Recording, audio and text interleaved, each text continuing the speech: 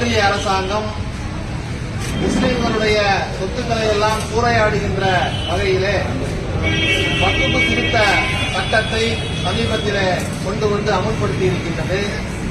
அந்த சட்டத்தை எதிர்த்து மிக கடுமையாக விடுதலை சிறுத்தைகள் கட்சி சார்பாக சட்டமன்றத்திலும் நாடாளுமன்றத்திலும் மக்கள் மன்றத்திலும் மிகப்பெரிய ஒரு போராட்டத்தை எடுத்துச் செல்கின்றார்கள்.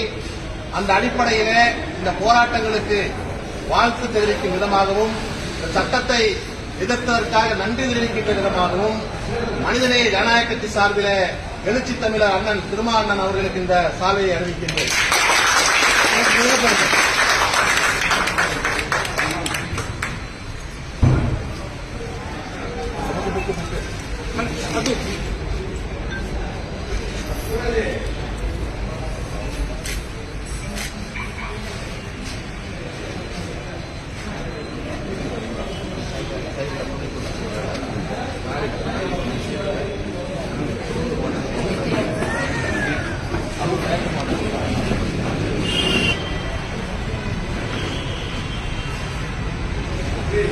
Okay.